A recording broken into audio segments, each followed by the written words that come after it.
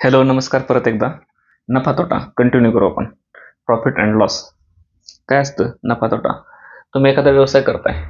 व्यवसाय करायला काहीतरी वस्तू घेणार आणि विकणार, प्रोसेस करा तर सर्व्हिस देणार. तर जी तुम्हाला कॉस्ट पडलेली त्याच्यापेक्षा जास्त किमतीला विकली तर तुम्ही प्रॉफिटमध्ये म्हणायचं, आणि जी कॉस्ट पडली तुम्हाला त्याच्यापेक्षा कमी किमतीला विकली तर तुम्ही लॉसमध्ये म्हणायचं. एकदम बेसिक आहे, व्यवहारात चालता चालता बोलता बोलता येणार. म्हणजे कॉस्ट प्राइस म्हणजेच काय? खरेदी किंमत, जी आपण खकी घेतो किंवा सीपी करतो त्याला कॉस्ट प्राइस म्हणून सीपी. ठीक आहे. सेलिंग प्राइस म्हणजे काय? एसपी, विक्री किंमत. आणि प्रॉफिट म्हणजे काय? कॉस्ट प्राइस वजा,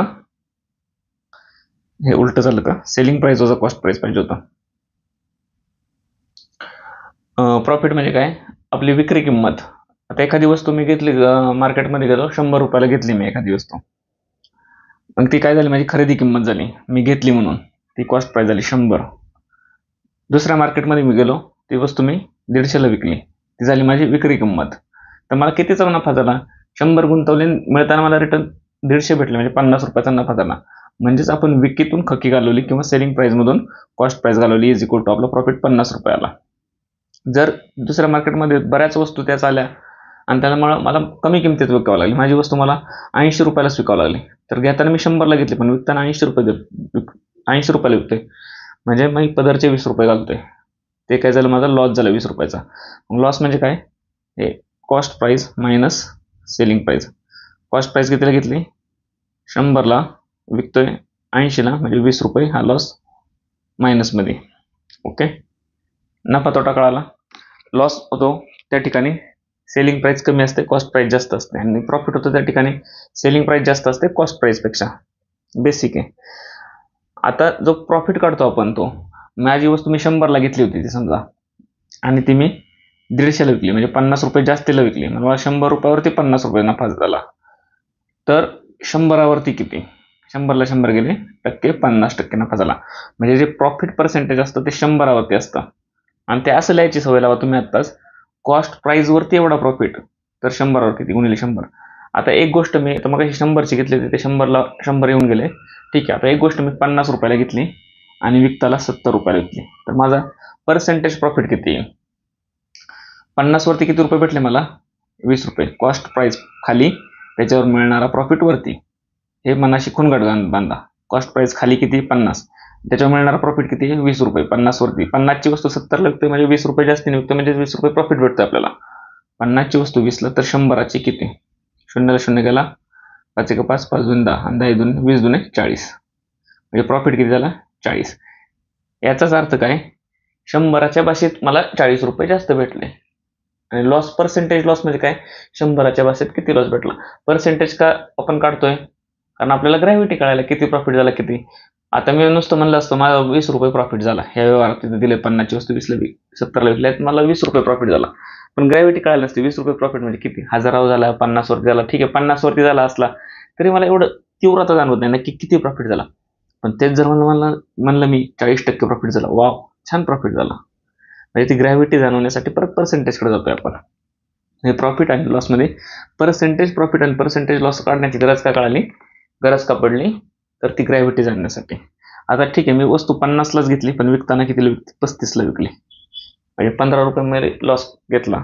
कितीवरती 15 रुपये लॉस घेतला? कॉस्ट प्राइसवरती. कॉस्ट प्राइस खालीच नेणार, लॉसवरती लिहिणार.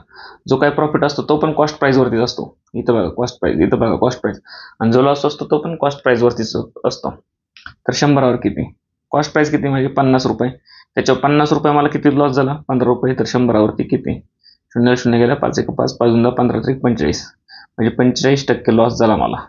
आलं लक्षात? चुकतंय का? 15 2 30% यायला पाहिजे ना. 15 2 30, सॉरी. 0 0 गेला, 5 1 5, 5 2 15 2 30% मला लॉस झाला. समजलं? प्रॉफिट म्हणजे काय? खकी म्हणजे काय? विक्री. कॉस्ट प्राइस म्हणजे काय? सेलिंग प्राइस म्हणजे काय? प्रॉफिट म्हणजे काय? लॉस म्हणजे काय? हे पहिले 4 कॉन्सेप्ट समजायला काहीच अडचण नव्हती तुम्हाला.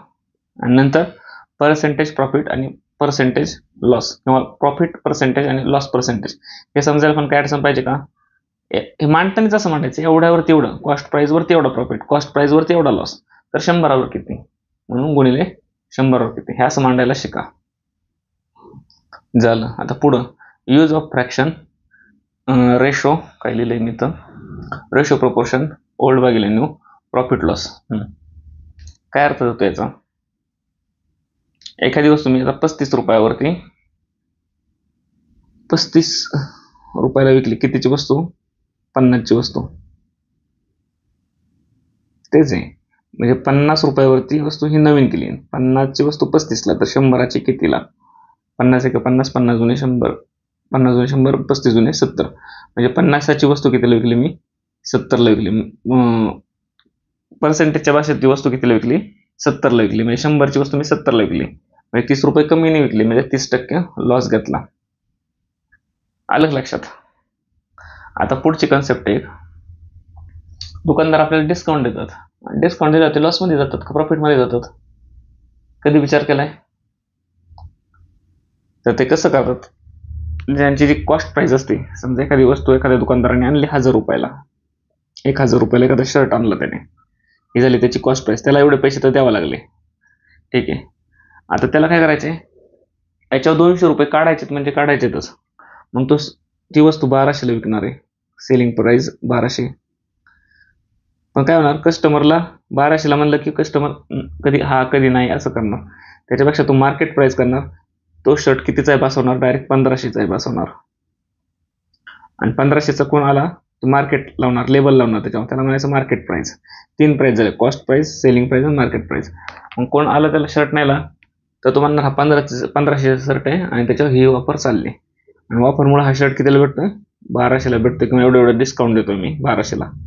कस्टमर पण खुश, 1500चा शर्ट त्याला 1200ला भेटला. आणि तो दुकानदार पण खुश, 1000चा शर्ट त्यांनी 1200ला विकायचा होता, तो 1200लाच विकला. कस्टमर का खुश, तर 1500 त्याला 300 रुपये प्रॉफिट मिळाल्यासारखंच वाटतंय, 300 रुपये डिस्काउंट मिळाल्यामुळं. आणि तो का खुश, त्याला 200चं टार्गेट होतं, तेवढं त्यांनी गाठलंय. आलं लक्षात?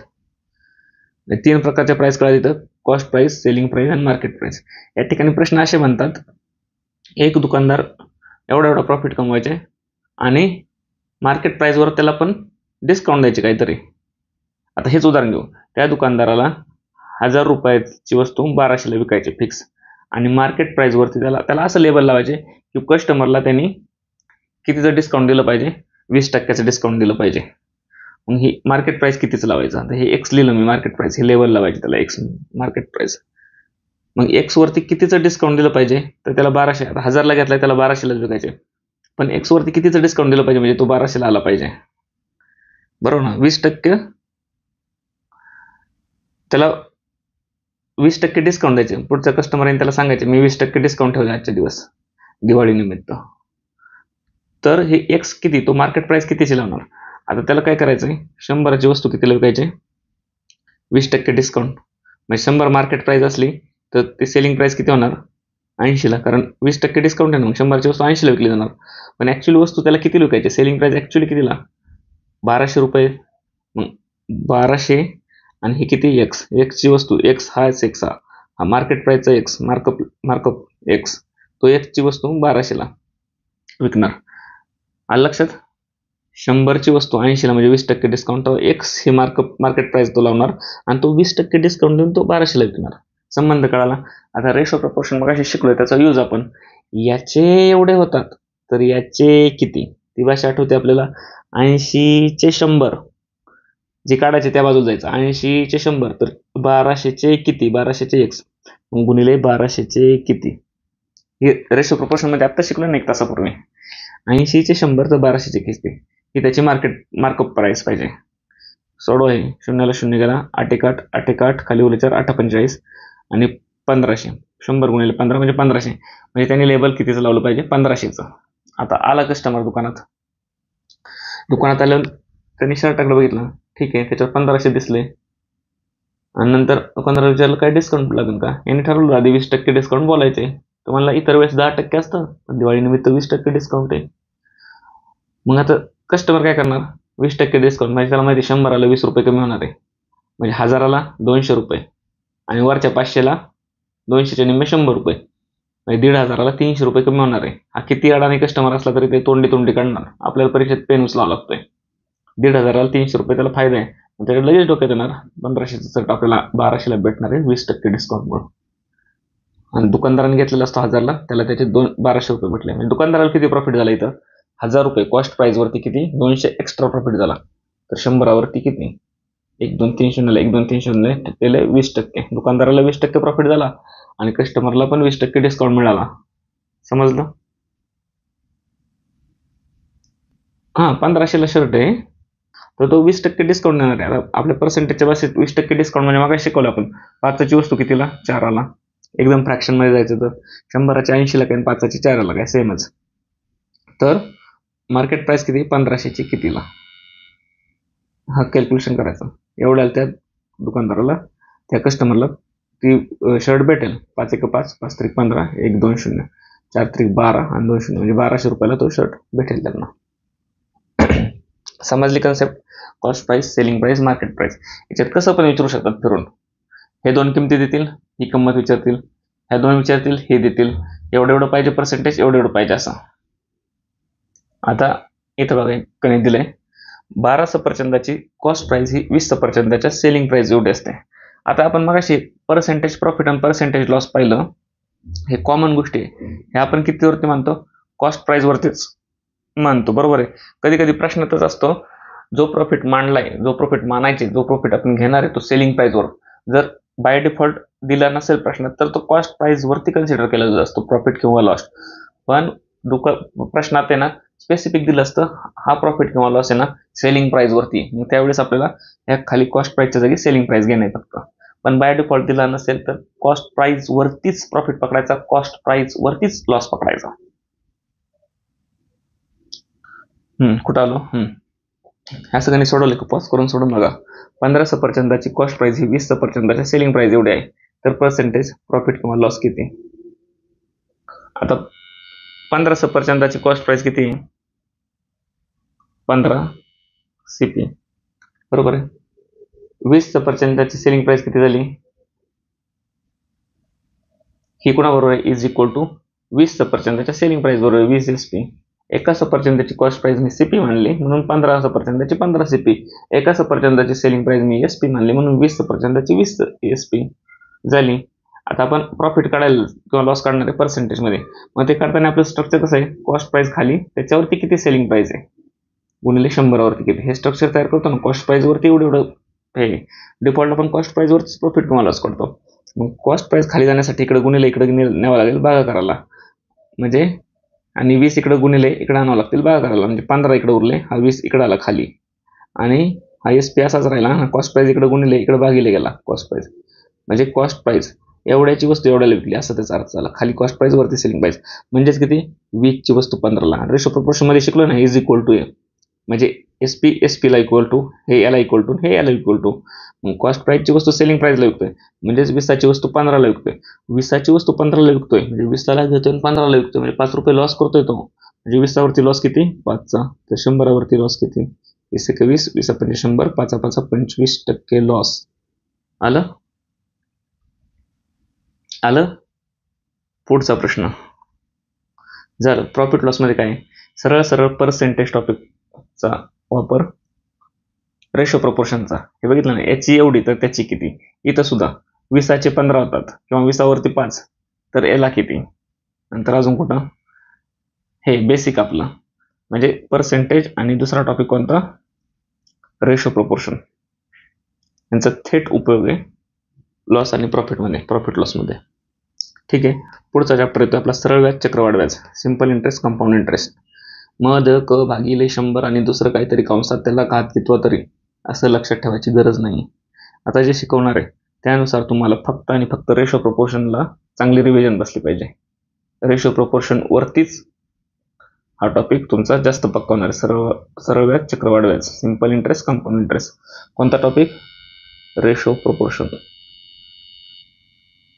कसं तर ते सांगतो. आता सरळ व्याज चक्रवाढ व्याजात कसं असतं तुम्हाला बेसिक काय लिहिलं मी, काय लिहिले काय माहिती, ह्याचं पुस्तकात बघून लिहिले. काय काय असतं? प्रिन्सिपल असतो म्हणजे मुद्दल म्हणजेच काय? ती रक्कम आपण कर्जाने घेतलेली असते किंवा सावकाराने दिलेली रक्कम असते किंवा बँकेने दिलेली असते. जी रक्कम दिलेली असते त्याला प्रिन्सिपल मुद्दल म्हणायचं. हे माहिती आहे. त्याला दशादश व्याज दर लावलेला असतो, दर शेकडा, दर साल, दर शेकडा, प्रत्येक वर्षी एवढे टक्के. तो व्याज काय असतो? Rate of interest R. व्याजाचा दर. मग तो व्याजाचा दर लावल्यानंतर फेडेपर्यंत त्याला मुद्दल, जेवढी मुद्दल घेतलेली आहे त्याच्यापेक्षा काहीतरी रक्कम जास्त द्यावी लागते व्याज म्हणून. वापरल्याची किंमत ती इंटरेस्ट व्याज म्हणून असते, आणि किती काळ वापरलेली असते त्याच्यावरती ते व्याज वाढत जातं. मग ते टाइम एक आहे, म्हणजे मुद्दल, व्याज, वेळ आणि व्याजाचा दर एवढ्या गोष्टी कळाल्या. आता रेशो प्रोपोर्शन इथं पण लिहिलं नाही. रेशो प्रोपोर्शन आता हे 5-6 दिवसापूर्वी लिहिलेल्या गोष्टी आहेत, त्याच्यामुळे मला पण माहित नाही एक्झॅक्ट कुठं काय लिहिलंय. Ratio proportion, simple interest, compound interest, याच्यात काय कसं रेशो प्रोपोर्शन आपण वापरतो आपल्याला माहिती आहे.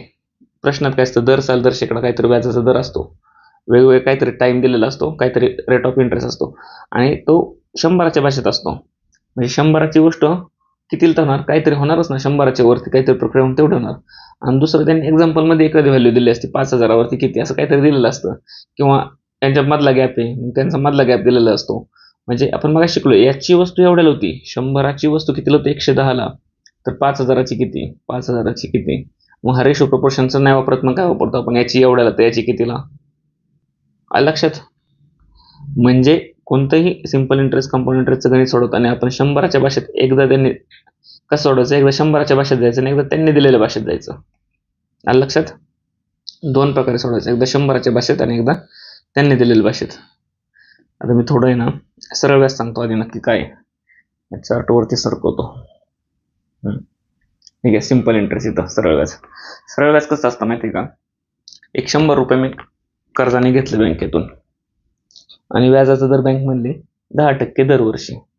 मग पहिल्या वर्षी काय करणार, मी किती रुपये घेतले, 100. मला पहिल्या वर्षी 1 इयर नंतर व्याजाचा दर बँक म्हणली 10%, म्हणजे मला 10 रुपये जास्त देणे 100वरती. मी किती देणार, 110. दुसऱ्या वर्षी काय होणार, सरळ व्याजात काय असतं, जे दुसऱ्या वर्षी व्याज लागतं ते पण ह्या मुद्दलवरतीच लागतं, 100वरतीच लागतं. हे 10 रुपये जे व्याज तयार झाले पहिल्या वर्षी त्याच्यावर नाही लागत, किंवा व्याजावरती व्याज लागत नाही, सरळ व्याजात याच्यावरतीच. मग याच्यावरती किती दर आहे, 10%. मग दुसऱ्या वर्षी पण अजून 10 लागले, मग किती झाले, पहिल्या वर्षीचे 110 आणि दुसऱ्या वर्षी 10 असे 2 मिळून 120 झाले. तिसऱ्या वर्षी काय होईल, हे दुसरं वर्ष, तिसऱ्या वर्षी अजून 10 लागणार, 130. चौथ्या वर्षी वापरलं अजून 10, 140. म्हणजे 10 वाढत जाणार सरळ व्याजात, 10चा पाडाच तयार होत जाणार. आता मी समजा बँक समजा म्हणजे 15% व्याज दर आहे, मग 100च्या पहिल्या वर्षी किती होणार, 115. दुसऱ्या वर्षी 130, 15चा पाडाच तयार होणार, 145, 160. हे मुद्दल प्लस व्याज दर होणार आहे. नुसतं व्याज किती होणार 100वरती, पहिल्या वर्षी 15, दुसऱ्या वर्षी 30, तिसऱ्या वर्षी 45, चौथ्या वर्षी 60. इथपर्यंत कळालं. असा 5व्या वर्षी अजून 75, अजून 5. म्हणजे जे व्याज तयार होणार आहे प्रत्येक वर्षी, जो व्याजाचा दर आहे प्रत्येक वर्षीसाठीचा तेवढंच वाढणार आहे प्रत्येक वर्षी, एक्स्ट्रा काहीच नाही. म्हणजे तो पाडाच तयार होतोय. सरळ व्याजात मनात खुणगाठ बांधा की पाडा तयार होतो. 15 व्याज जर असलं तर पहिल्या वर्षी 15, दुसऱ्या वर्षी 30, तिसऱ्या वर्षी 45, चौथ्या वर्षी 60, 5व्या वर्षी 75, 6व्या वर्षी 90. सिंपल. 12% व्याज जर असलं तर पहिल्या वर्षी 12 व्याज भेटावं लागणार, दुसऱ्या वर्षी 24, 36, 48, 60. ओके, समजलं इथपर्यंत. सरळ व्याजात काय अडचण, हे नुसतं व्याजाचे अमाऊंट आहे बरं का. आणि याच्यात मुद्दल पकडली ना, मुद्दल किती, 100 रुपये, म्हणजे 112, 124, 136, 148 अशा होणार. मग परीक्षेत प्रश्न कसे येणार याच्यावरती, 15% व्याजाने 3 वर्षासाठी बँकेने रक्कम दिली 12,000 रुपये. किती, 12,000 रुपये. तर मी रेशो प्रोपोर्शन कसं वापरणार, मदक भागिले 100 मला वापरायचंच नाही, मला रेशो प्रोपोर्शननेच हे गणित सोडवायचं आहे. मी कसं वापरणार, 15% त्यांनी व्याजदर दिला, 3 वर्ष रक्कम वापरली, आणि व्याजाचा दर आहे 15%, आणि रक्कम दिली ती त्यांनी 12,000 रुपये.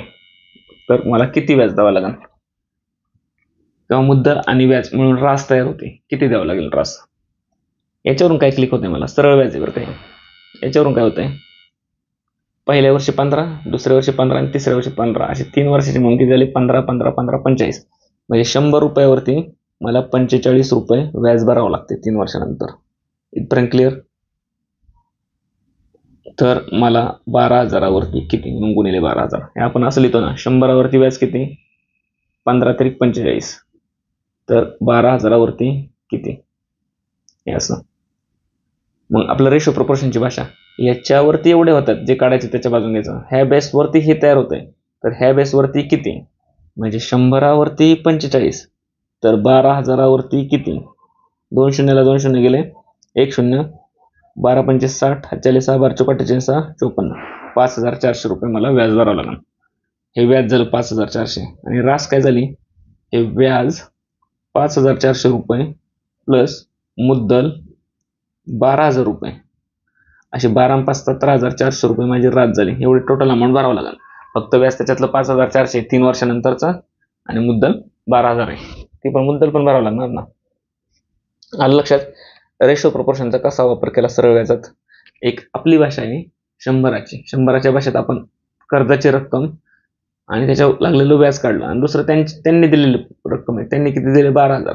आता प्रश्नात असं असतं 15% दराने 3 वर्षासाठी एका रकमेचं सरळ व्याज हे होते 5,400. 12,000 नाही दिलं त्यांनी, सरळ व्याज दिले 5,400.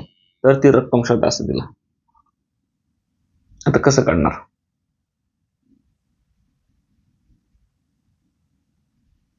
एक रक्कम आहे, तिचं 3 वर्षात काय होतंय सरळ व्याज 5,400 होते. तर ती रक्कम किती, 15% 3 वर्षात. मग आपलं जे दिले ते 100च्या भाषेत बसू ना आपण. 100चे किती होणार आहेत, 15 त्रिक 45. 100चे 45 व्याज होणार आहे. आणि त्यांनी काय दिले, व्याजच दिले, म्हणजे व्याजाखाली व्याज लिहा 5,400. हे किती रकमेचं असणार आहे, ते एक्स रक्कम माना. एक्स रकमेचं 5,400. आलं लक्षात. ते कसं म्हणलंय, 100 रुपये मी कर्ज घेतलं, त्याच्यावरती मला 45 रुपये व्याज लागते. 100वरती 45. तर एक्स वरती 5,400. एक्स ही किंमत काढायची आपली, जे मुद्दल आहे एक्स वरती 5,400. मग आता रेशो प्रोपोर्शन मध्ये मी कसं करणार, तिरकस गुणाकार करून सुटल. पण आपल्या मेथडने वेळ वाचवण्यासाठी आपण कसं सोडणार, 45चे किती होतात रे, 100. तर 5,400चे किती, एक्स. 45चे 100, 45 खाली 100 वरती, 45चे 100. तर कितीचे, 5,400चे किती, म्हणून गुणिले 5,400चे किती. हे रेशो प्रोपोर्शन मध्ये शिकवले आपण, सोडवले. 9 5 45, 9 5 45, 9 7 54, 600 आणि 5 1 5, 5 2 10 0, म्हणजे 1 2 3 0 6 2 12, 12,000. मग अशी 12,000च मानले होते ना आपण, म्हणजे ती 12,000 रक्कम त्यांनी मुद्दल म्हणून घेतलेली असणार आहे. असा पण प्रश्न विचारतो. प्रश्न किती पण फिरून विचारू द्या, एक आपण 100च्या भाषेत 2 संख्या काढायच्या, एक 100 मुद्दल आणि दुसरं व्याज, आणि दुसरं त्यांनी दिलेल्या.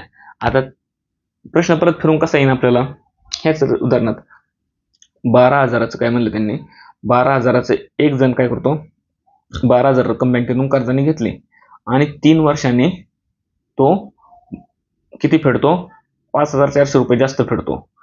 किंवा 3 वर्षानंतर तो किती फेडतो, 12,000 घेतले 17,000, 12 5 17,400 रुपये फेडतो. तर व्याजाचा दर काढा, हे विचारलं. व्याजाचा दर X% मानला तर समजा. आता आपली बाजू काय, एक त्यांची बाजू लढायचं आणि एक आपली बाजू लढायची.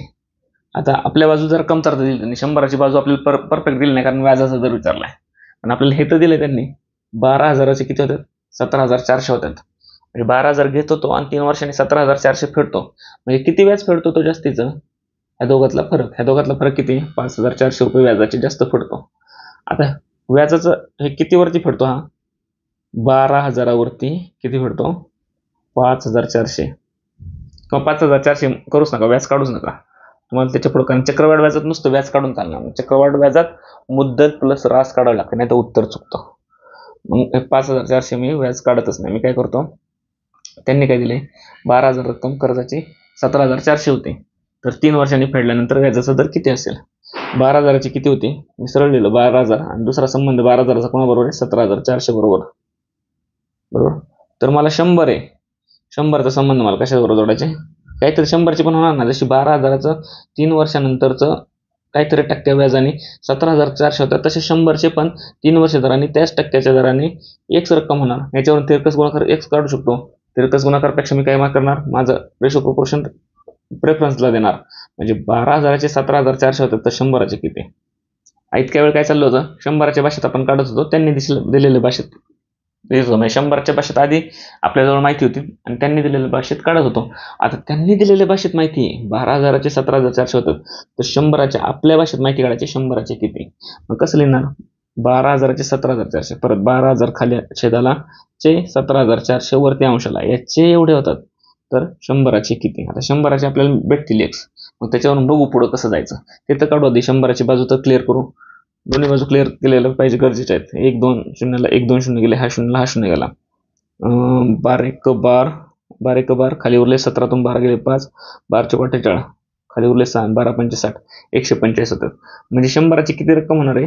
145. इथपर्यंत कळालं? इथपर्यंत कोणाला डाऊट काय? 12,000चे जसे 17,400 होतात तसे 100चे 145 होतात.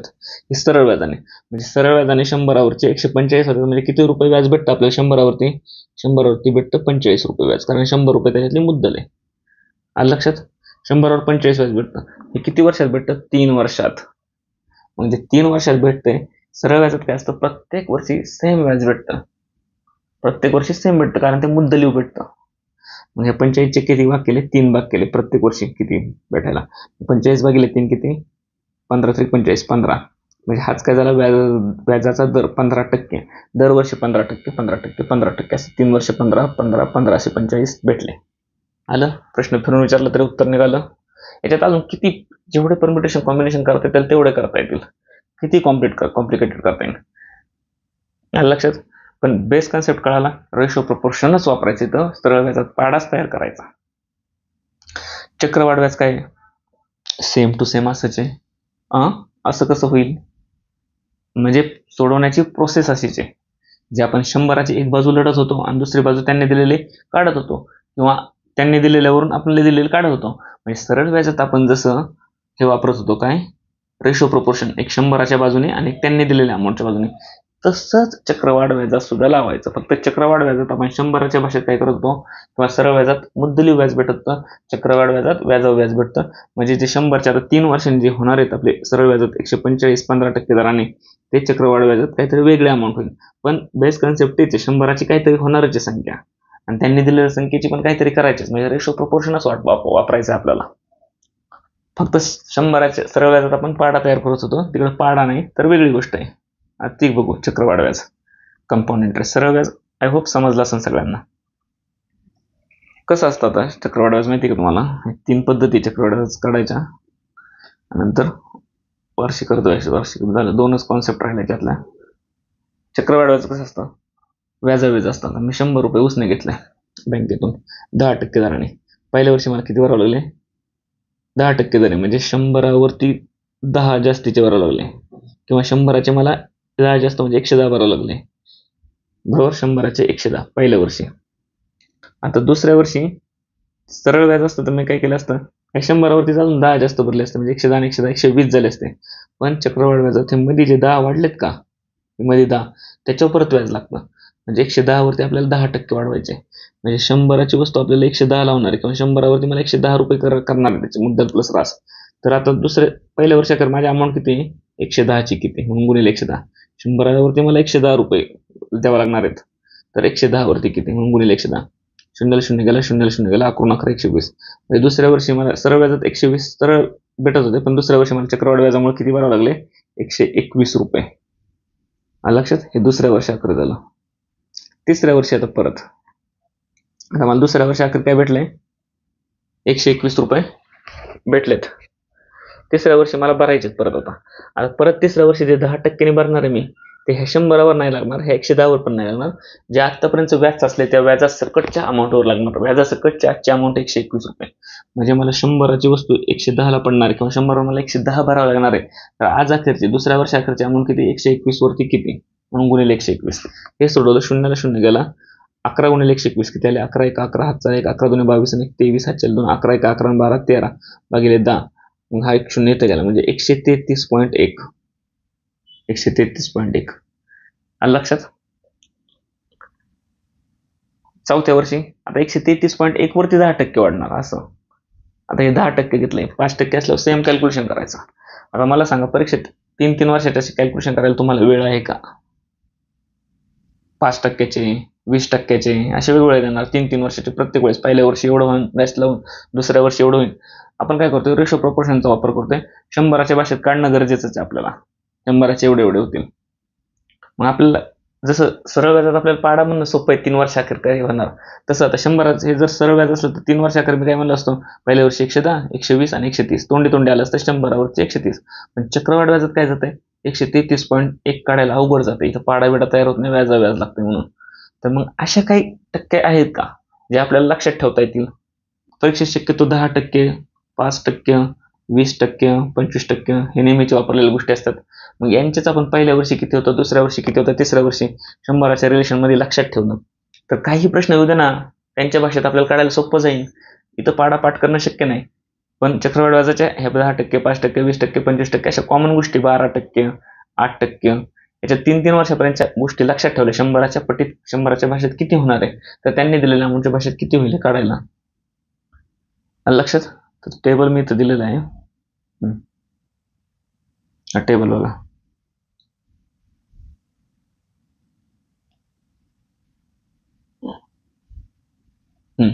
आणि लक्षात येतं, इथं दिसतंय तुम्हाला 5%च्या भाषेत 1 वर्षानंतर 105. आता 10%चं उदाहरण घेतलं होतं म्हणून 10%च बघा तुम्ही.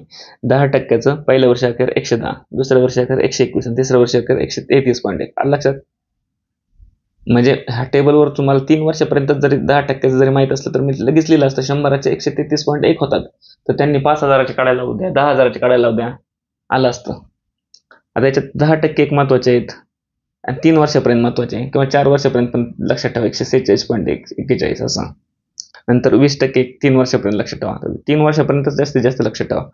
10%चं पहिल्या वर्षी 110, दुसऱ्या वर्षी 121, तिसऱ्या वर्षी 133.1. हे 20 मिनिटाच्या प्रॅक्टिसमध्ये पण हा टेबल 4-5 2-3 मिनिटं तरी रोज बघत जा.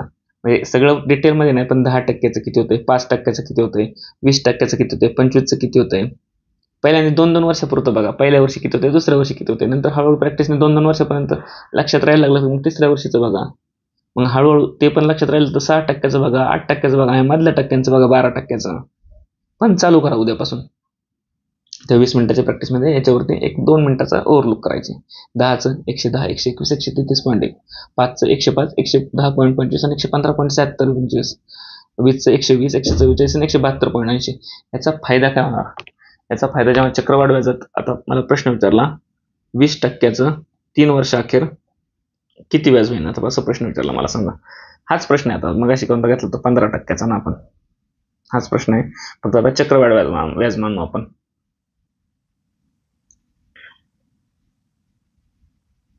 सर्व व्याजाचा काळ पाडा तयार होतो, त्याच्यामुळे काही लक्षात ठेवायची गरज नाही. त्या टेबलची सर्व व्याजाचं टेबल तयार करण्याची गरज नाही.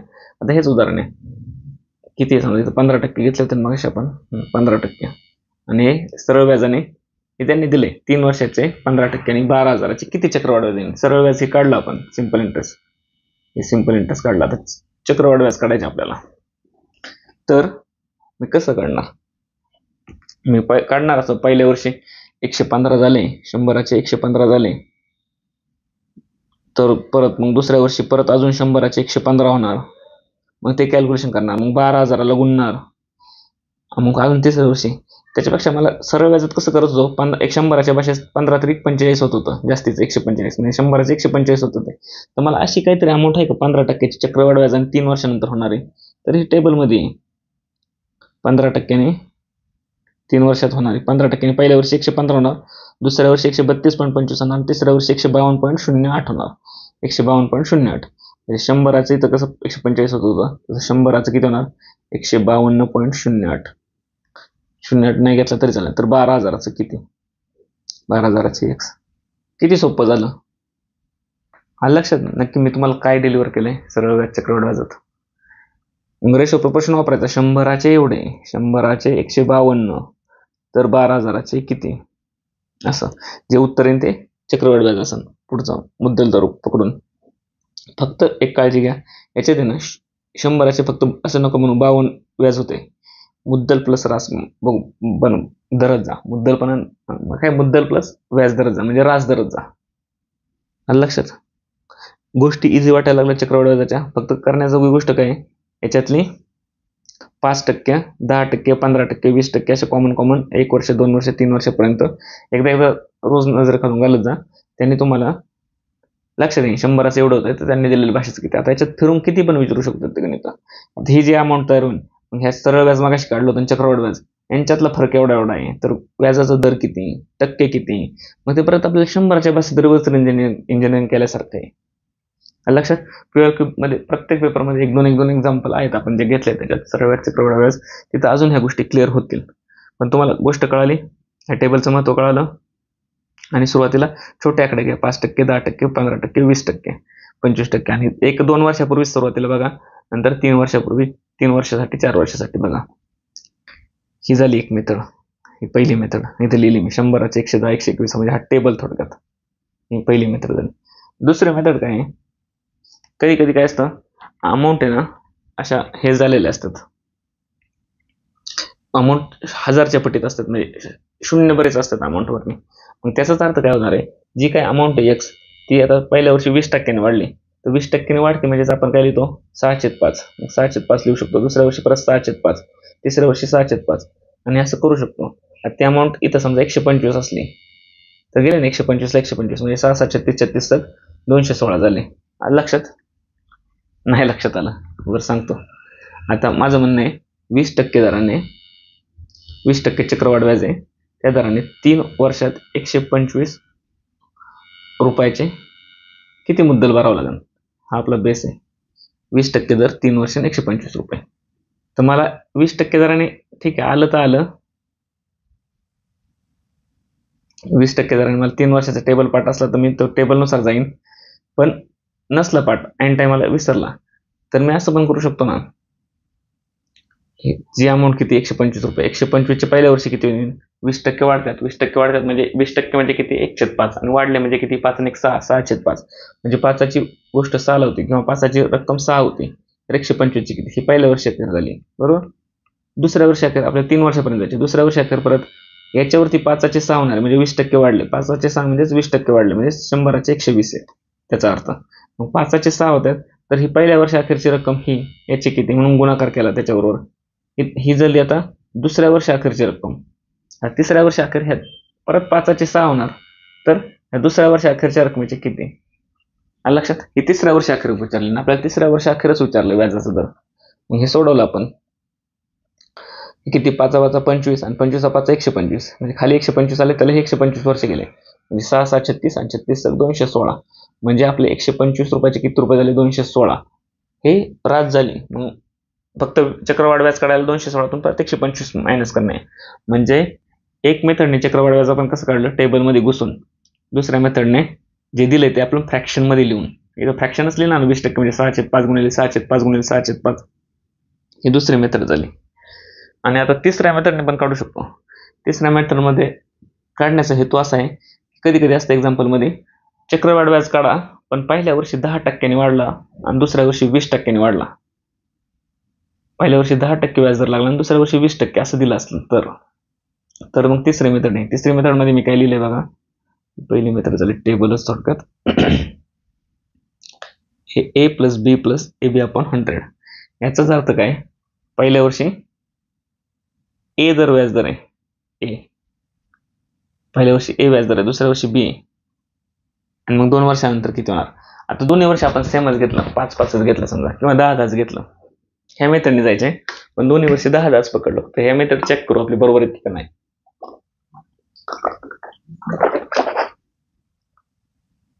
सॉरी, 10-10 बरोबर येते का नाही बघू. ए किती, पहिल्या वर्षीचा व्याज दर 10, बी दुसऱ्या वर्षीचा व्याज दर 10, म्हणजे 10 + 10 अधिक ए बी किती, 10 10 100 भागिले 100, म्हणजे किती झाले 10 + 10 अधिक 100ला 100 गेले 1, म्हणजे 10 10 20 आणि 21. आलं लक्षात. म्हणजे 10%नी 2 वर्षाअखेर ते व्याज किती होणार 21 रुपये, म्हणजे 100वरती 21 जास्त होणार. आपण बघितलं होतं 100चे 121 होतं, आठवतंय ना. ही मेथड का वापरायची, कधी कधी एका वर्षी 10% असतं आणि एका वर्षी 5% असतं, असं असतं. तर कसं काढणार, पहिल्या वर्षी 10% दिलं 10, दुसऱ्या वर्षी 5% व्याज दर लावला, मग 10 + 5 आणि नंतर 10 × 50 भागिले 100, 10 5 15 प्लस हे 0.5 0.5 म्हणजे 15.5 एवढं व्याजदर झालं. कळलं. 2 वेगवेगळे इंटरेस्ट रेट असले तर. पण ही मेथड आहे ना आपण अशी पण वापरू शकतो, किंवा दुसऱ्या मेथडमध्ये पण घालू शकतो. आता मला 10%चा परत एक डेमो घेतो. मला 10%चं 3 वर्षासाठी काढायचंय. मला काही पहिली मेथडचा टेबल आठवत नाही आणि दुसऱ्या मेथडचं पण मला फ्रॅक्शन वगैरे येत नाही, तर ह्या मेथडने कसं जाईन मी. पहिल्या वर्षी किती झाले 10% आहेत, 10% असे 3 वेळा वाढवायचे मला. पहिल्या वर्षी किती झाले 10% ए हा 10% झाला आणि बी पण 10% झाला. म्हणजे 10 दुसऱ्या वर्षी, आता पहिल्या वर्षी 10 झाले 100चे, दुसऱ्या वर्षी किती झाले 10 + 10 + AB म्हणजे 10 10 100 भागिले 100 म्हणजे 10 10 20 इज इक्वल टू 20 + 100ला 100 गेले 1, 20 आणि 1 21 झाले. आता हे दुसऱ्या वर्षी अखेर झालं 21 म्हणजे 100वरती किती व्याज झालं 21. आता बघा गंमत, दुसऱ्या वर्षी अखेर 100वरती आपण 21 रुपये भेटले. पण आपल्याला तिसऱ्या वर्षाकडे जायचे 3 वर्ष अखेर. मग आता 3 वर्ष अखेर 21 व्याज लागले त्याच्यावर पण 10% ना. मग इथं आपला ए काय बनणार, जे मुद्दलीवरचा 10% ना तो 10 राहणार ए, आणि आतापर्यंत व्याज जे तयार केलं आपण 21 रुपये ते बी होणार 21. येते लक्षात, जे आपलं बेस राहिले ते 10% वाढणार ते दरवेळेस ते 10, आणि नवीन व्याज तयार झाले ते 21. पहिल्या वेळेस कसं 10 + 10 घेतलं होतं तर 10 + 21 घ्यावं लागेल. मग ए 10 झाला बी 21 झाला, दोघांचा गुणाकार 21 × 10, 21 वरती 1 शून्य भागिले 100 किती आलं, ह्या 2 शून्याला हा शून्याला हा शून्य गेला, हा शून्य इथं ठेवला म्हणजे 21 आणि 10 31 अधिक हे 2.1 म्हणजे 31 आणि 2 33.1. 100वरती किती व्याज भेटलं आपल्याला जास्तीचं 33.1 चक्रवाढ व्याज. आणि म्हणजे 100ची किती झाली ती वस्तू किंवा 100ची रक्कम किती फेडावं लागेल 133.1, कारण 100 ते व्याज आहे नुसतं 33.1 ना, म्हणजे 133.1. बघा आपल्या टेबलमध्ये 100चे 3 वर्ष अखेर 133.1 आहेत का, 100 10चे 3 वर्ष अखेर 133.1 आलं. ही एवढ्यासाठीच मेथड वापरा, कोणती पण वापरा कशी पण वापरा, फक्त जास्त फोकस आहे ना टेबल काही विसरू नका, कारण तेच आकडे रिपीट होतात 5%, 10%, 15%, 8%. टेबल विसरला. आता 8%च्या भाषेत ही मेथड कधी वापरा माहिती का, जेव्हा असे 10%, 15% असतात, कारण शून्याला शून्य गेले पाहिजे, फ्रॅक्शन 10च्या भाषेत आला पाहिजे. 8% दिलं तर तुम्ही तिथं खेळत बसणार का आता, 8% दिलं तर मला सांगा बरं कोणत्या मेथडमध्ये जाणार. टेबल पाठ नाही, टेबल पाठ असला तर उत्तम, किंवा टेबल माहीत असला तर 3 वर्ष अखेर किती होतात. 8%चे 3 वर्ष अखेर माहीत नाही किती होतात. मग आपण हे दुसऱ्या मेथडला शिफ्ट झालो तर आपण कसे करणार, 8%चे 100चे 108 गुणिले परत 100चे 108 गुणिले परत 100चे 108. हे 20%ला एकदम सही बसत होती ही दुसरी मेथड, कारण फ्रॅक्शन कसा निघत होता 6/5. 25%ला पण सही निघत होती बसत होती, कारण फ्रॅक्शन कसा निघत होता 4/5. 10%ला पण बसते ती 10चे 11 होत्यात. फ्रॅक्शन छोटा येतो त्याच्यामुळे ही मेथड जिथं फ्रॅक्शन छोटा येतो ना, फ्रॅक्शन करते त्या ठिकाणी हे मेथड वापरले अजून जलद उत्तर होतं. टेबल असल्यावर तर काही अडचणच नाही. पण हे मग आता 8% असल्यावर फ्रॅक्शनल गद्दड नेट करता येत नाही. किती करणार 54/50 27/20 किती करणार 27/25 27/25 हा पण काय एवढा याच्यासारखा छोटा फ्रॅक्शन नाही पटकन घालवायला आपल्याला. मग 108 गुणिले 1 त्याच करण्यापेक्षा मग आपण काय करणार, तिसरा मेथड शिफ्ट होणार. पहिल्या वर्षी 8 आणि दुसऱ्या वर्षी 8 म्हणजे ए 8 मानला बी 8 मानला, मग ए बी 8 8 64 8 आणि 8 16 पॉईंट आणि 64 भागिले 100 म्हणजे 0.64 म्हणजे दुसऱ्या वर्षात किती झालं 16.64 झालं. दुसऱ्या वर्षाचं काढायला तो कंपाऊंड इंटरेस्ट हे मेथडने एकदम फास्ट निघते. 8 8 64 आणि 8 आणि 8 16 16.64 झालं. तिसऱ्या वर्षी काढायला काय करणार परत, ए 8 झाला बी 16.64 झाला, ए plus B plus A B या दोघांचा गुणाकार 8 गुणिले 16.64 भागिले 100 मग किती झाले 16 आणि 8 24.64 आणि हे किती झाले, हे करा कॅल्क्युलेशन ते याच्यात मिळवा. आलं लक्षात, ह्या मेथडने पण जाते. चक्रवाढ व्याजाच्या 3 मेथड काढा पडले आपल्याला. त्याच्या टेबलची मेथड एकदम सोपी सुटसुटीत आहे. जर फ्रॅक्शन छोटा निघत असला तर ह्या मेथडने जा, आणि फ्रॅक्शन जर ऑड निघत असला किंवा 2 वेगवेगळे इंटरेस्ट रेट असले तर तिसऱ्या मेथडने जा. आणि शेवटी आपलं काय रेशो प्रोपोर्शनचीच कॉन्सेप्ट वापरणे आपल्याला. 100ची गोष्ट एवढ्याला होती तर एवढ्याची वस्तू कितीला, हे शेवटी रेशो प्रोपोर्शनकडे जाणे. म्हणजे कंपाऊंड इंटरेस्टमध्ये मी कोणताही वेगळा फॉर्म्युला वगैरे वापरलेला नाहीये. झालं. आता पुढची एक लास्ट कॉन्सेप्ट आहे कंपाऊंड इंटरेस्ट, चक्रवाढ व्याज आणि अर्धवार्षिक दराने. आणि त्यांनी म्हणलं 10% कंपाऊंड इंटरेस्ट आहे, पण कसं आहे 10% अर्धवार्षिक दराने लावलेले अर्धवार्षिक. मग आपण काय करतो आता, अर्धवार्षिक दर म्हणजे काय असतो, वर्षाचं 10%, अर्धवार्षिक म्हणजे 6 महिन्याचंच पकडावं लागणार आपल्याला. 6 महिन्याचा किती होईल 10%ची निम्मा 5%. इथपर्यंत समजलं. आणि अर्धवार्षिक दराने कंपाऊंड इंटरेस्ट करतोय ना आपण. मग तर आपल्याला विचारलं असं 2 वर्षांनी किती रक्कम होईल. मग आता वार्षिक म्हणलं 10%ने 2 वर्षासाठी चक्रवाढ व्याज, पण आपल्या व्याजाचा आकारणीचा दर कसा आहे अर्धवार्षिक व्याज आकारणीचा दर. तर अर्धवार्षिक असल्यामुळं आपण आहे ना, मी जे ठिकाणी अशा प्रकारचं एक्झाम्पल आलंय पुढे आलंय कुठतरी टीसीचा पेपर सोडवून एकदम डिटेलमध्ये सांगितलं ते खोटं खोटं वर्ष कसं मानायचं 6 वर्षाचं. अर्धवार्षिक व्याजाने दराने वापरतोय म्हणजे आपण काय करतोय 6 महिन्याचं 1 वर्ष वापरतोय. 6 महिन्याचं 1 वर्ष 1 इयर हे कसं खोटं खोटं तिथं मी व्यवस्थित सांगितलंय म्हणून आता थोडंसं व्यवस्थित किंवा स्पीडमध्ये सांगतोय. आता मला सांगा 10% वार्षिक आहे 6 महिन्याचं आपलं वर्ष आहे म्हणजे 10%चे निम्मे झाले. आता काढायचे आपल्याला 5% व्याज दर. ठीक आहे आपल्याला 2 वर्षाचं काढायचं आहे पण आपल्या खोट्या खोट्या अर्धवार्षिक याच्यात आपलं वर्ष कितीच आहे 6 महिन्याचंच 1 वर्ष आहे. मग 2 वर्षात आपले वर्ष किती बसतील 6 महिन्याचे 6 महिन्याचे 1 परत 6 महिन्याचे 1 असं 1 वर्ष झालं आणि पुढच्या वर्षी परत 6 महिन्याचे 1 आणि 6 महिन्याचे 1 असं 2 वर्ष झालं 4 वर्ष झाले. आपल्याला जे फायनल कॅल्क्युलेशन करायचे ते हे करायचे 5%चं 4 वर्षासाठी. त्यांनी म्हणलंय 10%चं 2 वर्षासाठी अर्धवार्षिक काढा. अर्धवार्षिक तर आपण काय करणार काय काढणार हे काढणार 5%चं 4 वर्षासाठी म्हणजे याची निम्मी केली का तर 6 महिन्यासाठी कारण 6 महिन्याचं वर्ष बसवलंय आपण आणि ते 2 वर्षात मग असे 6 महिने किती बसतील 4 स्लॉट बसतील म्हणून 4 वर्ष.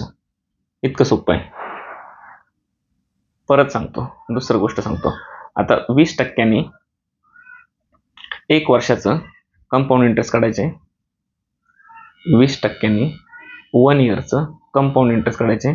पण कसं काढायचे हाफ ॲन्युअल म्हणजे अर्धवार्षिक काढायचे. आता अर्धवार्षिक नसतं काढायचं तर काय झालं असतं 1 वर्षानंतर कंपाऊंड इंटरेस्ट काय सिम्पल इंटरेस्ट काय एकच झालं असतं म्हणजे 100ची वस्तू किती झाली असते 100ची व्याज किती झालं असतं 100ची मुद्दल किती झाली असते 120 झाली असते. इथपर्यंत समजलं. पण आपल्याला काय विचारलंय कंपाऊंड इंटरेस्ट काढायचे ते पण कसं अर्धवार्षिक दराने. अर्धवार्षिक म्हणजे एका वर्षात आपले खोटे खोटे किती वर्ष बसणार आहे 6 महिन्याचे अर्धवार्षिक 2 बसणार आहे म्हणजे 2 वर्षाचं काढावं लागणार आहे आपल्याला. आणि आता हे वर्षासाठी 20% तर आपल्या खोट्या वर्षासाठी किती लागेल आपलं खोटं वर्ष 6 महिन्याचं म्हणजे निम्मच लागेल 10%. म्हणजे जे कॅल्क्युलेशन करायचं आता याच्यावर करायचं 10% दरांनी 2 वर्षासाठी कंपाऊंड इंटरेस्ट 100चे 2 वर्षासाठी 10%ने 121 होतात. त्यांनी दिलेल्या अमाऊंटचे किती हेच मानून सोडून जायचं पुढं. जरी प्रश्नात 20%ने 1 वर्ष असलं तरी आपण काय म्हणणार 10%ने 2 वर्ष कारण अर्धवार्षिक दराचं इम्प्लिमेंटेशन आहे. प्रश्न असाच येतो अर्धवार्षिकच नाही कधी कधी येतो व्याजाची आकारणी 4 महिन्यांसाठी किंवा 3 महिन्यांसाठी तर त्यावेळेस कसं करायचं. प्रश्न आला व्याजाची आकारणी. आता 15% व्याजाचा दर आहे तसा 1 वर्षाचा आपल्याला आणि व्याजाची आकारणी 3 महिन्यांसाठी दिलेली आहे. तर सांगा मला कसं करणार. व्याजाची आकारणी 3 महिन्यांसाठी आपलं तसं वर्ष कितीचं असतं नॉर्मल 12 महिन्याचं पण व्याजाची आकारणी 3 महिन्यांनी होणार आहे. म्हणजे एका वर्षात त्यांनी किती वर्ष बसवले 3 महिन्याचे 3 महिन्याचं 1 3 महिन्याचं 1 3 महिन्याचं 1 आणि 3 महिन्याचं 1 असे 4 वर्ष बसवलेत. किंवा व्याजाची आकारणी 4 महिन्यांसाठी मानली आपण तर आपण 12 महिन्यात 4 महिन्याचे किती वर्ष बसवले 4 महिन्याचं 1 4 महिन्याचं 1 वर्ष 4 महिन्याचं दुसरं वर्ष आणि 4 महिन्याचं तिसरं वर्ष असं 3 वर्ष बसवलेत. व्याजाची आकारणी 4 महिन्याच्या दृष्टीने झाली. जरी त्यांनी प्रश्नात 1 वर्षाचं व्याज विचारलं असलं तरी आपल्या दृष्टीने खोटे खोटे वर्ष झाले 3 वर्ष आपल्याला 3 वर्षाचं व्याज काढावं लागणार आहे. पण रेटचं काय रेट 15% हा 12 महिन्यासाठी 15% तर 4 महिन्यासाठी किती 12 महिने 4 महिने म्हणजे 1/3 करतोय तर 15%चे पण 1/3 करणं गरजेचं आहे ना. म्हणजे 15चे 1/3 5%. मग आता आपल्याला 4 महिन्यासाठी व्याज दर 15% हा वर्षाचं नाही घेणार आपल्याला 4 महिन्यापुरताच घेणे 5%. मग आपलं कॅल्क्युलेशन कशा होणार पुढचं संपूर्ण 5% दराने 3 वर्षासाठी रक्कम काढायची संपलं. आता मग मागचं हे सोडून द्यायचं हे सगळं आपण खोट्या खोट्या दुनियेत आलो तिथं आपल्याला सांगितलं 5 वर्षासाठी 3 वर्षाचं काढा. मग जे काही 5 वर्षासाठी 3 वर्षाचं असं आपल्या टेबलनुसार जा किंवा A+B नुसार जा किंवा 105/100 करा 3 वेळा किंवा 21 105 5% म्हणजेच किती 21/20 20ची रक्कम 21 होणार आहे. हे 3 वेळा करा 21/20 गुणिले 21/20 गुणिले 21/20 ते एकच येणार आहे प्रत्येकाचं उत्तर. आलं लक्षात. व्याजाचा दर अर्धवार्षिक असतो 4 महिन्यासाठी असतो 3 महिन्यासाठी असतो तर कशा प्रकारे डील करायचं समजलं. आता मला सांगा रेशो प्रोपोर्शन आणि सरळ व्याज चक्रवाढ व्याज काय बदल आहे काहीच बदल नाही. पुढचं चॅप्टर आहे अंतर इज इक्वल टू वेग इंटू वेळ distance is equal to speed into time. याचे भरपूर प्रश्न काढले TCETचे जे पेपर सोडवले त्याच्यात काहीच काळजी नाही येणार तुम्हाला इथं म्हणजे हा टॉपिक पण करायची गरज नाहीये एवढे प्रश्न झालेले आहे तिकडं. करू आपण तरी पण शेवटचा टॉपिक आहे काम कार्य आणि वेळ टाइम अँड वर्क. याचं वेगळं काहीच नाही हे पण बरेच पेपर हे दोन्हीवरती एवढे प्रश्न झालेत ना वेगळं काहीच करण्याची गरज नाही. हे टॉपिक एक ब्रेक घेऊ आपण आणि लगेच चालू करू.